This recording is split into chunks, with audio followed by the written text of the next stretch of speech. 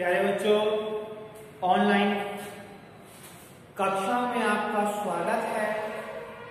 जैसा कि आपको विदित है कि कोरोना महामारी का संकट फिर से आ गया है और ऐसे संकट में हमें हाथ पर हाथ रख करके नहीं बैठना है। हमें घर पर रह करके और अपनी पढ़ाई को, अपनी शिक्षा को जारी रखना है।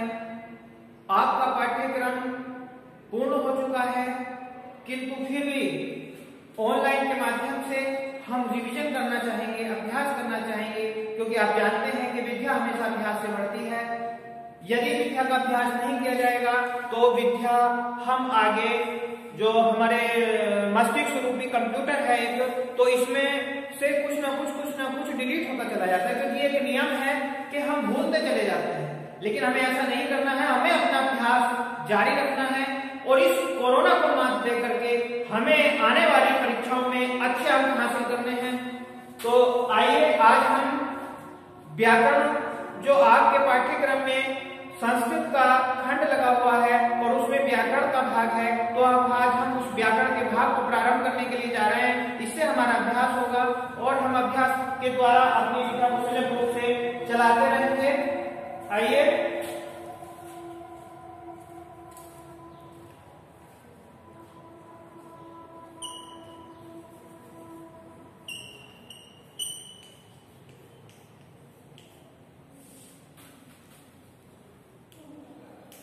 देखिए, व्याकरण के ज्ञान के लिए सबसे पहले हमें, क्योंकि हम संस्कृत खंड कर रहे हैं तो संस्कृत की व्याकरण का ज्ञान होना अति आवश्यक है।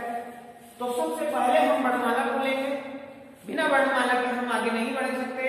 वर्णमाला यदि हमारी अच्छी तरह से याद है तो हम ढंग से आगे व्याकरण का ज्ञान प्राप्त कर सकते हैं। यदि पूछा जाए कि कोई सी भी भाषा हो, उसका अध्ययन करने के लिए हमें वर्णमाला की आवश्यकता पड़ेगी। तो वर्णमाला से ही हम प्रारंभ करेंगे। वर्णमाला का यदि अर्थ पूछा जाए तो हम लिख सकते हैं वर्णों के व्यवस्थित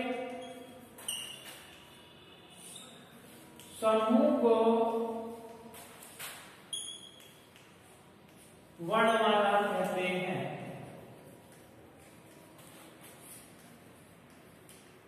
कहते हैं। जो हमारे वर्ण होते हैं उनके व्यवस्थित समूह को ही वर्णमाला कहा जाता है। सर्वप्रथम वर्णमाला में हमारे स्वर होते हैं।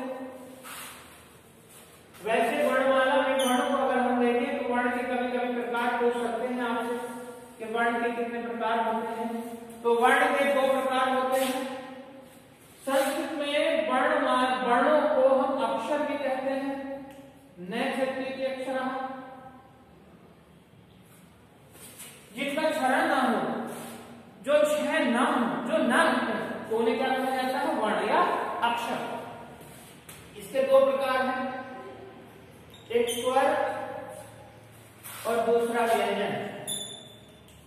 एक स्वर और दूसरा व्यंजन, दो प्रकार के वर्ण होते हैं हमारे, स्वर और व्यंजन। अब यदि स्वर के भेद पूछे जाए तो स्वर के तीन भेद होते हैं। एक होता है ह्रस्व, एक होता है दीर्घ और एक होता है प्लुत।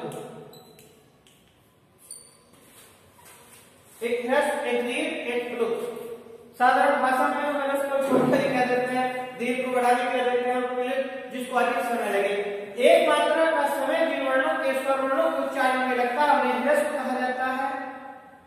दो मात्रा का समय जिसमें लगता है उनको दीर्घ कहा जाता है और तीन या तीन से अधिक मात्रा का समय जिसमें लगे तो उनको प्लुत कहा जाता है।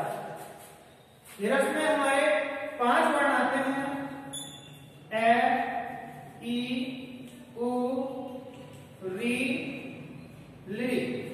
ये 5 वर्ण हमारे ह्रस्व के अंतर्गत आते हैं। इन्हें हम मूल स्वर भी कहते हैं।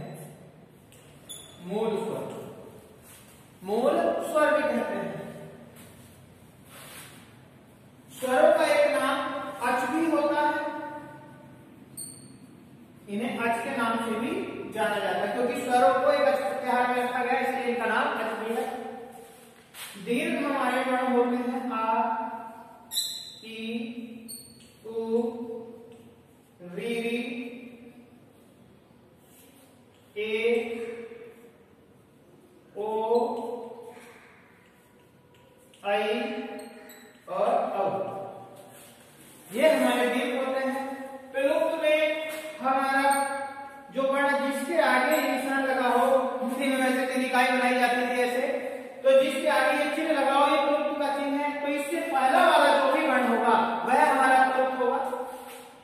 ई के आगे लगा दीजिए, ऊ के आगे लगा दीजिए, रीवी के आगे लगा दीजिए। तो ये हमारे प्लुप्त कहलाते हैं। ह्रस्व एक मात्रिक होते हैं, दीर्घ द्विमात्रिक होते हैं और प्लुप्त हमारे त्रिमात्रिक होते हैं। मात्रा काल के समय आपको बताया गया है। अब बात आती है कि हमारे जो दीर्घ हैं वो ए, ओ, आई, औ, आ, ई, ऊ, री, ये हमारे दीर्घ वर्ण हैं। इन वर्णों को, जो हमारे ये वर्ण हैं, इन वर्णों को हम संयुक्त स्वर भी कहते हैं। संयुक्त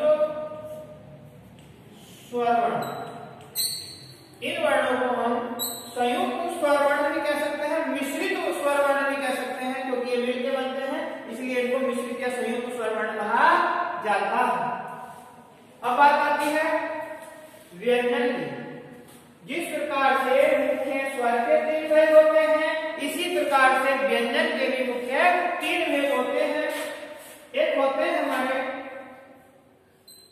स्पर्श, दूसरे होंगे अर्थस्थ और तीसरे होंगे ऊष्म। व्यंजन के लिए हमारे व्यंजन को हम हल के नाम से भी जानते हैं, क्योंकि ये हल प्रत्याहार के अंतर्गत आते हैं। महेश्वर सूत्रों से व्याकरण चली है। अष्टाध्यायी जो व्याकरण का महत्वपूर्ण सबसे मुख्य ग्रंथ माना गया है, जो पाणिनि के द्वारा रचित है। भगवान शिव के जन्म से 14 महेश्वर सूत्र प्राप्त हुए थे और संपूर्ण वर्णमाला का ज्ञान 14 महेश्वर सूत्रों में दिया गया है। तो उसी में जो हमारे हल प्रत्याहार के अंतर्गत आते हैं, प्रत्याहार का भी एक बार अवलोकन करेंगे, आपको बता देंगे इसके बारे में। प्रथम 4 महेश्वर सूत्रों में स्वरों का वर्णन है और अंतिम जो 10 महेश्वर सूत्र हैं उनमें हमारा व्यंजनों का वर्णन है। आगे हम देखते हैं स्पर्श के अंतर्गत आने वाले हमारे, इनको वर्गाक्षर भी कहा जाता है। इनको वर्गाक्षर कह सकते हैं, वर्गीय व्यंजन कह सकते हैं, क्योंकि वर्गों में विभाजित हैं। 5 वर्गों में, कितने वर्गों में? 5 वर्गों में विभाजित है। पहला वर्ग है क वर्ग, दूसरा वर्ग है च वर्ग, तीसरा वर्ग है ट वर्ग और चौथा वर्ग है त वर्ग और 5वां हमारा वर्ग है प वर्ग। 5 वर्गों में विभाजित है।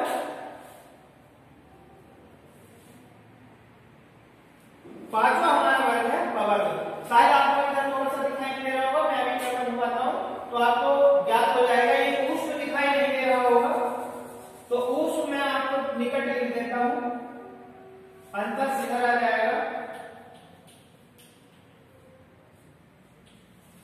ये लीजिए, हमने ऊष्म लिख दिया। अब आपको बिल्कुल दिखाई दे रहा होगा।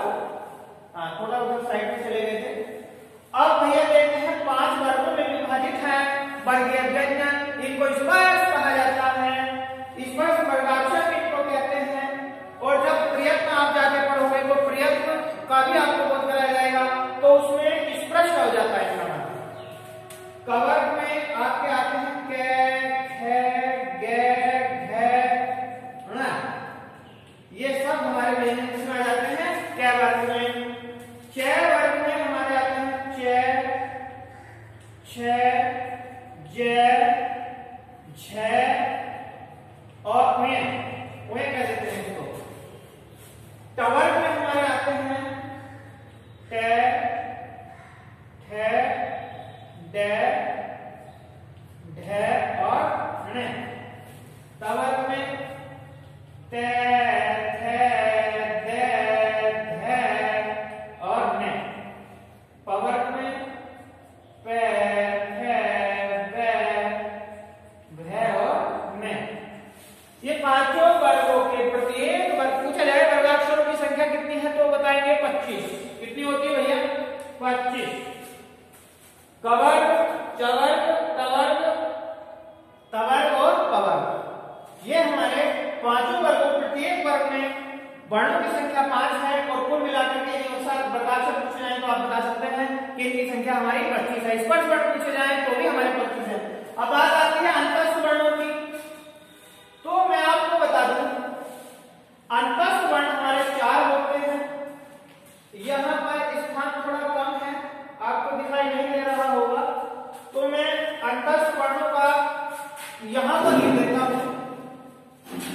देखिए यहाँ आपको दिखाई दे जाएगा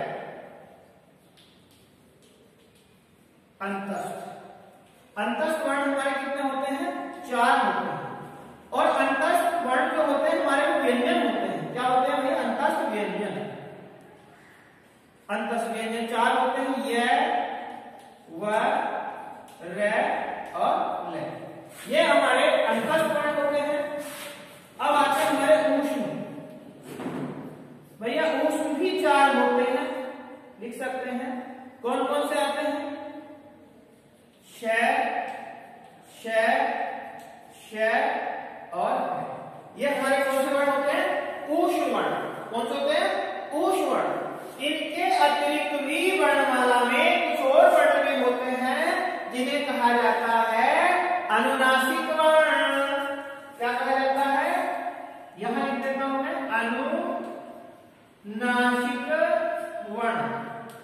तो भैया हम अनुनासिक वर्ण कहते हैं जिनका उच्चारण हमारी नासिका के माध्यम से होता है, नासिका से होता है, उन्हें अनुनासिक। वर्ग का प्रत्येक 5वां वर्ण अनुनासिक होता है। हम को नासिका का सहारा ना ले तो हम नहीं पढ़ सकते। सबका उच्चारण का स्थान जो है वो क्या है? नासिका है। तो वर्ग का 5वां वर्ण, वर्ग का 5वां वर्ण क्या कहलाता है? अनुनासिक। अनुनासिक। इसके अतिरिक्त भी हमारे संयुक्त व्यंजन, जैसे संयुक्त स्वर बताए थे ऐसे ही संयुक्त व्यंजन भी होते हैं। ऐसे ही संयुक्त क्या होते हैं? हमारे व्यंजन। तो देखिए संयुक्त व्यंजनों के लिए मैं स्थान बनाता हूं, यहां लिख देता हूं संयुक्त व्यंजन। जो संयुक्त व्यंजन है हमारे हिंदी में, यदि हिंदी के अनुसार आप पढ़ेंगे तो 4 माने गए हैं और संस्कृत वर्णमाला के अनुसार पढ़ेंगे तो 3 माने गए हैं। देखिए पहले हिंदी के अनुसार देख लीजिए। हिंदी के अनुसार एक हमारा त्रय होता है, एक ज्ञ होता है, एक हमारा छ होता है और एक हमारा श्रय होता है। ये हिंदी के अनुसार है। लेकिन हम संस्कृत की वर्णमाला पढ़ रहे हैं तो संस्कृत की वर्णमाला में हमारे इस श्रय को छोड़ करके ये जो शेष 3 है, त्र है, छ है और ये दोनों तो एक हो गया भैया। कौन सा है? छोड़। हाँ ठीक तो है। ये ज्ञ हो जाएगा, ज्ञ हो जाएगा। क्या हो जाएगा? ज्ञ ज्ञानी जिसे कहते हैं। और एक हो जाएगा ज्ञ। तो ये 3 वर्ण संस्कृत वर्णमाला में क्या रखे गए हैं? हमारे संयुक्त व्यंजन है। कैसे हैं? संयुक्त व्यंजन है। इसके अतिरिक्त भी एक वर्ण आते हैं जिन्हें अयोगवाह वर्ण कहा जाता है। सारे संपूर्ण वर्णमाला का आज हम अध्ययन कर रहे हैं। तो अयोगवाह हिंदी में 2 होते हैं, लेकिन संस्कृत में यदि पढ़ेंगे तो 4 होते हैं। कितने होते हैं? 4 होते हैं। हिंदी में अंग और अह को अयोगवाह माना है, लेकिन यहाँ पर अनुस्वार, विसर्ग, जिह्वा मूल्य और उपधमानीय, जिह्वा मूल्य और उपधमानीय वर्ण जो है हमारे, एक जिह्वा मूल्य हो जाएगा और एक हो जाएगा हमारा उपधमानीय।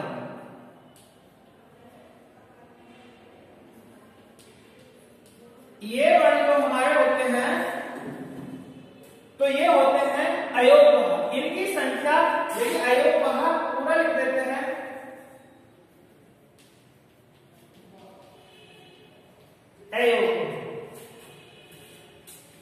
इन वर्णों के लिए संस्कृत वर्णमाला में गणना नहीं है, लेकिन ये अयोगवाह के नाम से जाने जाते हैं। इनका उपयोग होता है। जिह्वा मूल्य जो होते हैं वो क और ख होते हैं, उनसे पहले अण विसर्ग लगा होता है। उपधमानी जो होते हैं वो भी हमारे प और ख होते हैं, इनके आगे भी अण विसर्ग लगा होता है। तो ये हमारे इस प्रकार से 4 अयोगवाह वर्ण होते हैं। आज आपके वर्णमाला को कौन सा वर्ण उच्चारण स्थान है, कौन सा वर्ण का उच्चारण स्थान क्या है, ये आपको वही प्रकार से बताया जाएगा। आज के लिए इतना ही पर्याप्त है। आपको घर देखिए समय का सदुपयोग करना है, आप अपने समय का सही सदुपयोग कीजिए, क्योंकि समय निकल जाएगा तो कुछ हमारे पास शेष नहीं रह जाएगा। ये समय पढ़ाई का है, आप मेहनत से अपने घर पर रहकर अध्ययन कीजिए। जो सामग्री है वो हम भेज रहे हैं आपके पास, अच्छा अच्छा मसाला बना करके भेजेंगे ताकि आपको स्वादिष्ट लगे। कहने का तात्पर्य यह है कि आपको